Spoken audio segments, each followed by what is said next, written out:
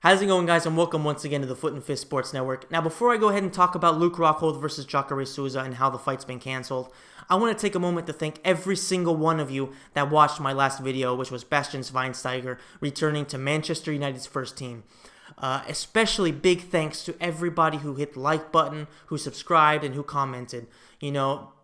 This is the biggest milestone I've had by far on YouTube, especially coming from somebody who started off on his own without any help from industries or from people that are experienced in YouTube and things like that who've had success. I've done everything pretty much from learning how to edit and everything like that on my own, and this is a very big moment for me. So thank you so much to everybody who's been a part of that, and I hope that I can use this channel to express my opinion, giving you no bullshit like you see a lot of times on TV or on the actual mainstream sports networks and stuff like that. And I hope that I can make a community where everybody can speak their own opinion and we can go ahead and talk about sports as much as we want and give our actual opinions without having the bullshit that journalists and mainstream media want us to talk about. So thank you once again to everybody, and I hope that you guys will stick around to see how this channel develops as a group, as a community, and as a family. So I hope to see you guys sticking around. So let's go ahead and talk about Luke Rockhold, unfortunately having to pull out of his fight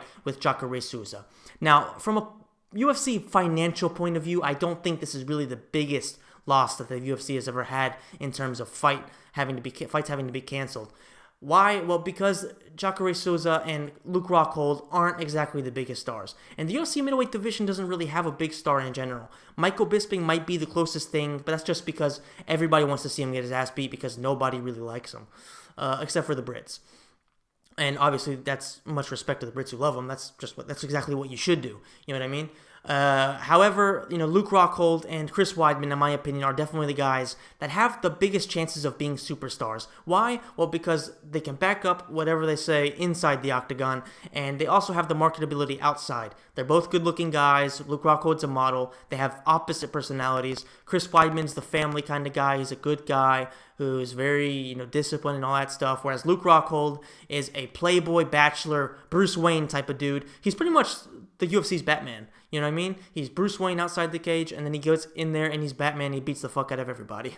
And, but unfortunately, UFC hasn't been able to get them as big as they probably could. I think that probably will come over the next few years, and I think that Luke Rockhold has the potential to be even bigger than Anderson Silva, because Anderson Silva didn't start off as a star, you have to remember. And Luke Rockhold, once he sort of starts to get himself that fan base and starts to really start dominating people consistently and stop getting knocked out for underestimating people, then that's, I think, when he will take his next big step forward, and I think that's coming for him. Chris Weidman is also up there. He beat Anderson Silva twice, but I just think that he's not quite as good as Rockhold, and I think that those two are the two guys that could be superstars, though. Now, in terms of fans, I think we are definitely losing out on a huge fight. In my opinion, Jacare versus Rockhold was probably one of the top five fights the UFC could possibly make, apart from, say, Conor versus Nate 3, certain fights like that, certain super fights. I think this is pretty much the biggest fight they could make, and without a doubt, it's the best fight they can make in the middleweight division. Their first fight back when they were in Strikeforce was excellent, and they were both very, very rudimentary in their mixed martial arts careers. They were very inexperienced. Jacare was only ground.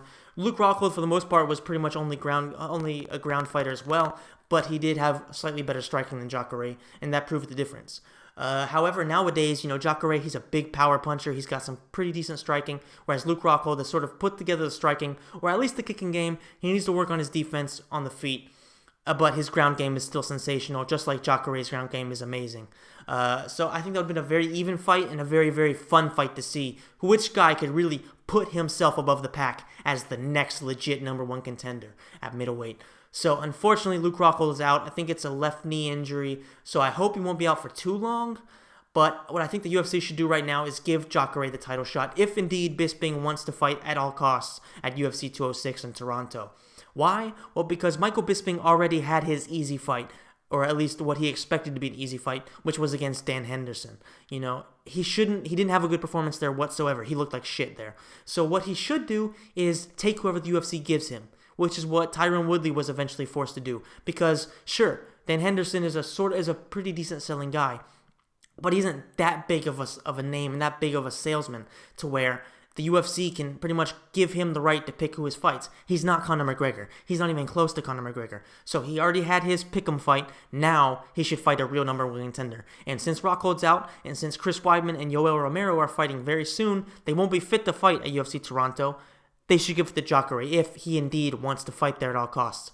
Watch Bisping lose that fight, though. He's not going to want that fight at all. He wants GSP or Nick Diaz because he knows that he has a better chance. And at the very least, if he does lose that fight, he's going to make more money.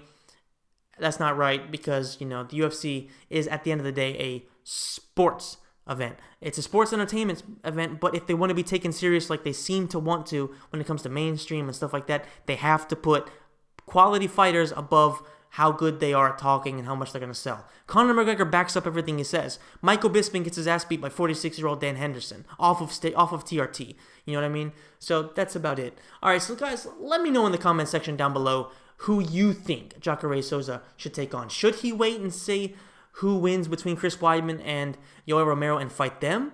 Or should he take on Michael Bisping? Should Michael Bisping take on one of the winners of those three, one of those three fighters, or should he fight GSP or Nick Diaz? So that is it for the video. Once again, I hope you enjoyed it. If you did, please hit the like button and please subscribe to the channel and join the community that hopefully will be growing very strong as quickly as possible.